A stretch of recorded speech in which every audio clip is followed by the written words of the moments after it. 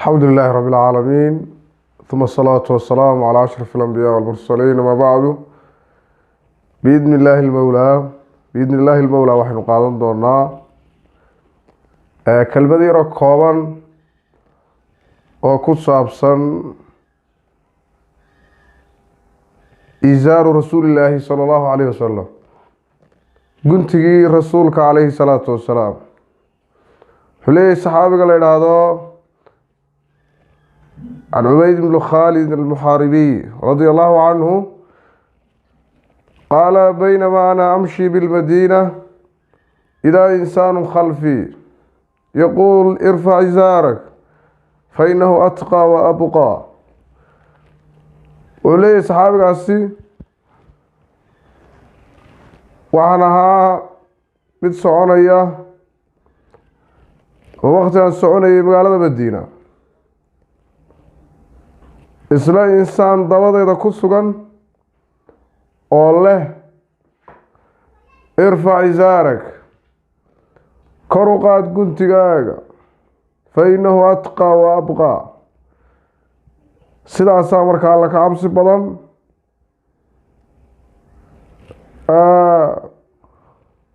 oo markaa waxa weeye u wanaagsan dhinac kastaba aakhiro iyo adduunba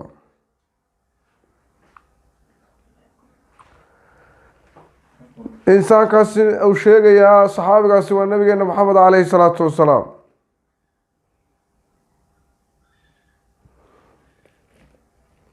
فإذا هو رسول الله صلى الله عليه وسلم فقلت يا رسول الله إنما هي بردة ملحاء قال أما لك في أسوة فنظرت فإذا إزاره إلى نصف ساقيه حديث كاس معناه سو صاري النسائي رحمة الله عليه رحمة واسعة وحو ليهي قفك هذا الكاي الله وابا رسولك صلى الله عليه وسلم تبعنا وحا كون رسولك الله ومعويس ملحاء ومعويس معنا ليد لبيسكا ومعويس بادية وباديه ويسكت شيد جرين maadaama wax badan oo axkaamta ka mid aan la haysan macawiska markaa liidliid la bahayd malxaa macnaa liidliid leh midabo kale nooca leh liid madow iyo liid cad waxaana ka mid ahayd min libaasil acraab maryihii markaa reer miyiga markaa wuxuu uga jeedaa un maaha maryihii dadka kibraya ay xidhan jireen ee waa maryaha dadka duruufta iyo hawshu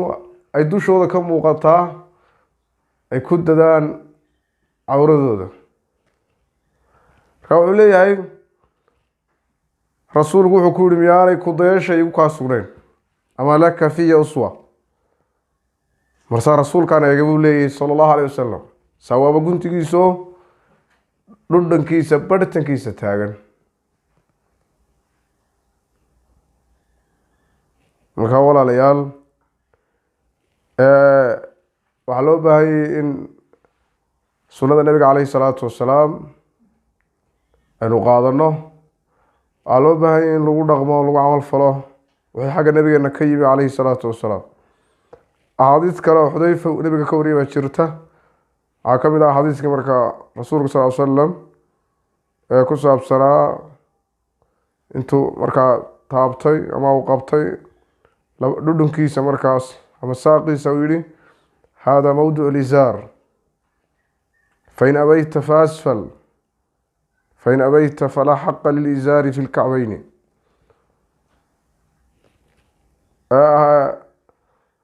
حديث بدن باكو soo arorto good sheegaysa diyalka la dhaafiyo in lagu naar mudanayo naar uu galayo qof xadiiska aynu soo qaadanay ama labada xadiis waa tusaalayaal ka mid ah xadiista ku soo aroortay baabkaas ama arrinkaas in badan baa dhalinyarta ay jiidayaan ama inamadii ama ragga ay jiidayaan waxaa laga yaabaa in maanta aad aragto in dumarkiina ay kor u qaadayaan ay muujinayaan meel aan la muujin jirin ama sharcigu waxa weeyaan ogoleyn la muujiyo raggina ay qarinayaan oo ay ku tumanayaan maryahooda oo meel marada la gaadhsiiyaan loogu talagelin ay gaadhsiinayaan, halka kuwii hore meelaan loogu talagelin in la baneeyo ay baneynayeen. isbaalka ama marada in la jiido xukunkeedu waa maxay? walaalayaal, xukunkeedu waa xaaraan, ma banaana.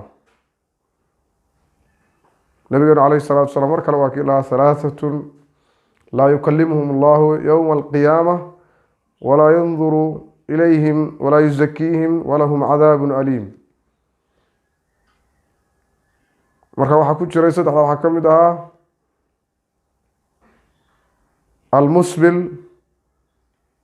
ayaa ka mid ahaa, kamarada jiidaya ee dhaafinaya halka kuraamaha ama halka sharcigu u xadiday ee u calaamadiyey ee u jaangooyey in la joojo. marka walaalayaal, ma banaano marada in la jiido, in la isku dhajiyo, cawrada la muujiyo, midna ma banaano.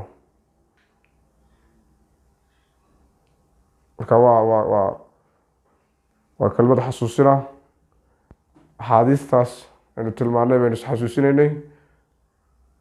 inahaasaynu kusoo afmeeraynaa. allahu aclam billahi towfiiq. sala allah calaa nabiyina maxamed.